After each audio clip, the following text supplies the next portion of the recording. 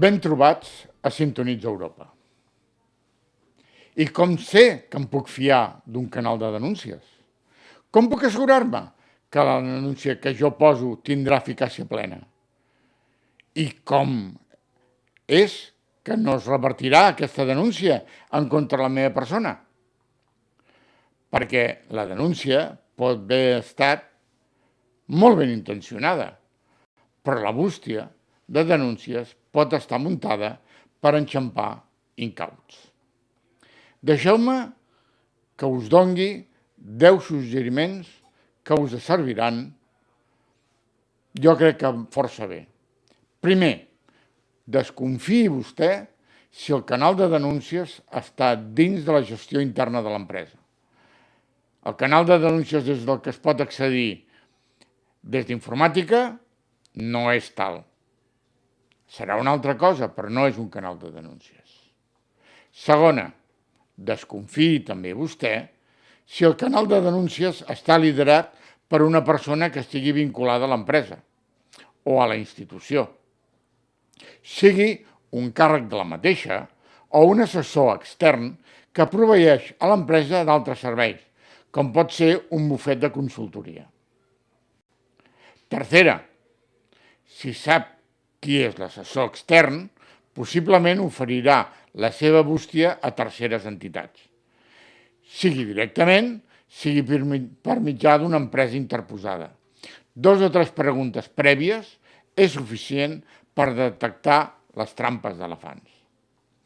Quarta, desconfiï si el nom no és el de bústia de la directiva 2019/1977. Moltes empreses ofereixen bústies ètiques o bústies de reclamacions que poden enganyar-lo.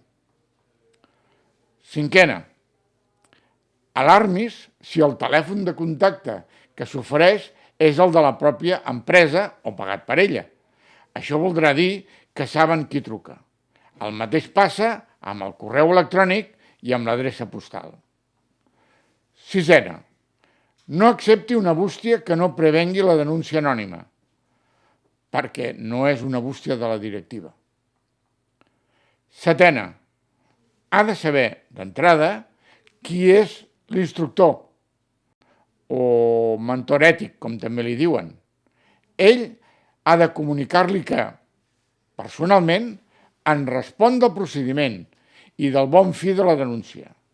En cas de que encara no se'n fiï, ha d'assessorar-lo per anar a denunciar a un altre canal, a un altre lloc.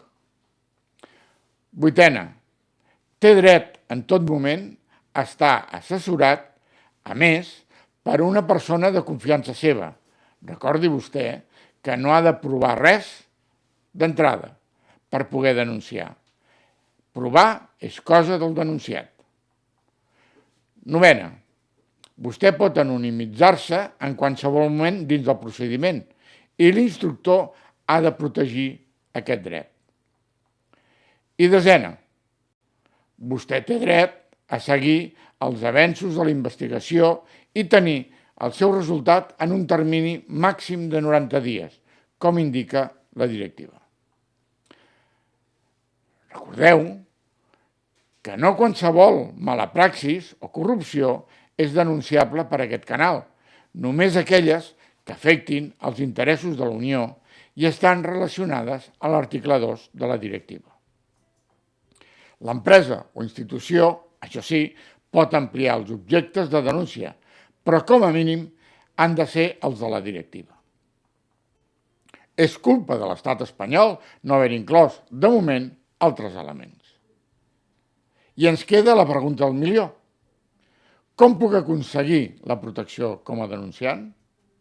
Doncs caldrà anar als antecedents 90 de la directiva Whistleblower, que diu que si vostè tem per la seva integritat, de la seva família o del seu treball, l'instructor de la denúncia ha de comunicar al jutjat de guàrdia ad cautelam, per si de cas, el fet de que els temors de represàlia són mínimament certs i aquesta comunicació se li ha de certificar a vostè. I recordem que estem en l'aplicació d'una norma sense consideració de fronteres ni jurisdiccions. No cal que sigui el jutjat de guàrdia del lloc on resideixen denunciant i denunciat o hagin passat els fets. És por a Europa. Si el vídeo el consideres interessant, comparteix-lo. I s'agraeix que et subscriguis al canal i que activis la campaneta. Espero les teves opinions. Bona tarda.